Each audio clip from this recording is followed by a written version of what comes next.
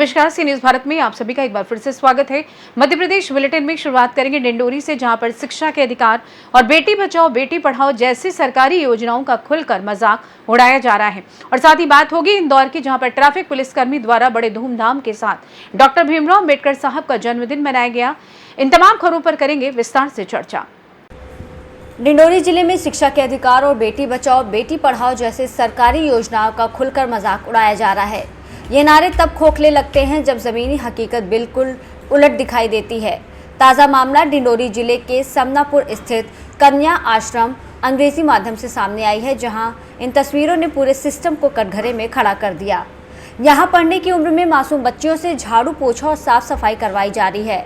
आश्रम की व्यवस्थाएं पूरी तरह ठेके पर टिकी है, जिसका उद्देश्य अच्छी शिक्षा के नाम पर महज खाना पूर्ति करना नजर आता है। बताया जा रहा है कि अधीक्षिका धानी मोगरे बीते 10 वर्षों से बिना स्थानांतरण के इसी छात्रावास में जमी हुई हैं। उनकी मूल पदस्थापना पिपरिया स्कूल में है, लेकिन प्रभाव और पहुंच के चलते उन्हें कभी हटाया ही नहीं गया। वहीं विगत दिनों कलेक्टर नेहा मालविया के निरीक्षण में बहुत सी कमियां पाई गई थी, लेकिन कार्रवाई नहीं होने से अधीक्षिका के हौसले बुलंद हैं। अब देखना ये होगा कि ऐसी तस्वीर सामने आने के बाद हॉस्टल अधीक्षिका पर क्या कार्रवाई होती है, या फिर जांच कर अधिकारी सिर्फ खाना पूर्ति करते हैं। अभी समनापुर में अंग्रेजी माध्यम हॉस्टल में बच्चों से बाइकर से शौचालय और फर्श को सफाई किया गया वीडियो वायरल है, उसमें क्या करना है? जी, आपके द्वारा मामला मेरे संज्ञान में लाया गया। हम इसको नियमानुसार कर रहे हैं। डिंडोरी से सी न्यूज संवाददाता दीपक नामदेव की रिपोर्ट। ट्रैफिक पुलिस कर्मी महेश धाकर द्वारा भारत रत्न संविधान रचयिता डॉक्टर बाबा साहेब भीमराव अम्बेडकर का जन्मदिन ड्यूटी के दौरान अपने मित्रों के साथ धूमधाम से मनाया गया, जिसमें उन्होंने मोमबत्ती जलाकर केक काटकर जन्मदिन मनाया।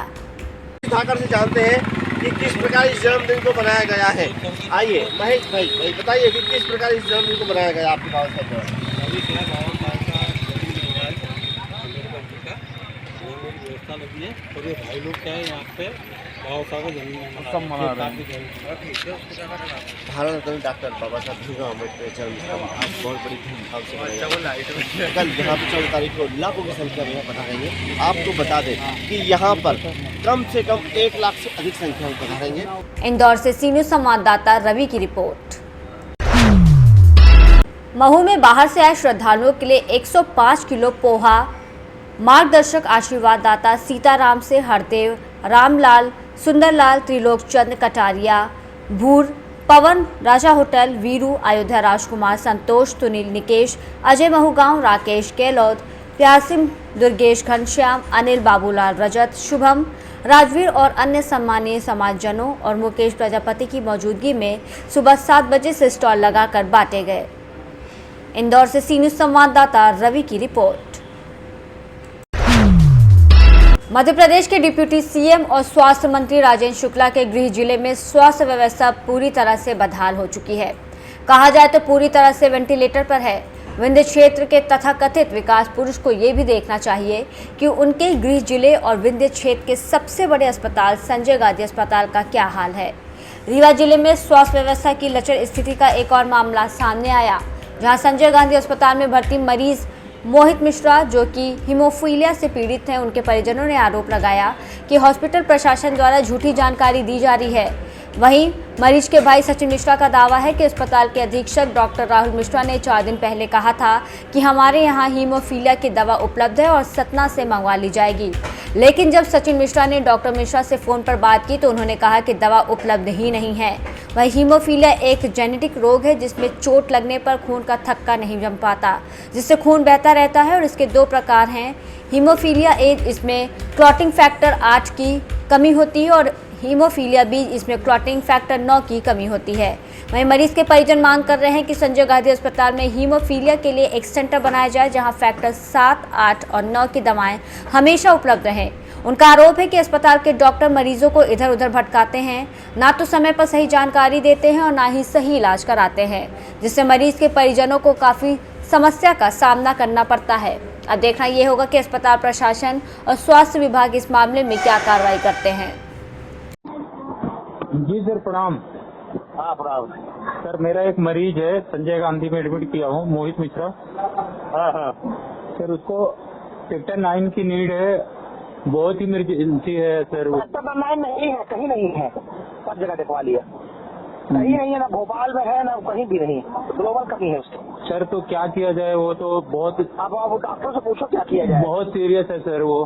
हाँ तो नहीं, क्या कुछ नहीं कह सकते उसको, सेक्टर 9 है ही नहीं है अपने पास? नहीं है, नहीं। अभी किधर से मंगाया जा सकता है सर, इमरजेंसी है तो? कहीं नहीं है ही नहीं, सेक्टर तो कहाँ से मंगाएंगे यार, यही तो बात है। क्या मरीज? नहीं होता तो हम मंगा ही ना लेते। जी सर ठीक है सर, मरीज ही बहुत सीरियस है, वही परेशान है। हाँ समझ रहे हैं हम। मैं सोचा आपके पास हो जाएगा इसलिए। मेरे भाई का इलाज कराने आया हूँ।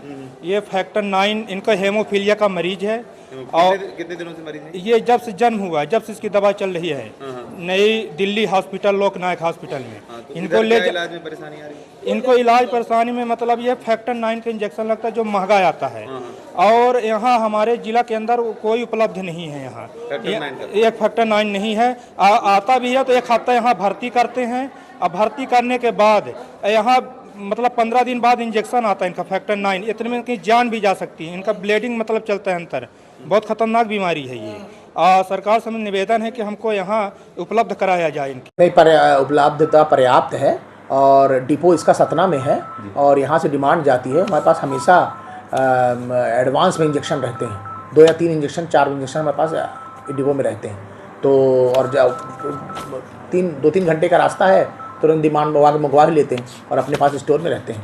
फैक्टर 9 मतलब पेशेंट्स को पैनिक करने की जरूरत नहीं।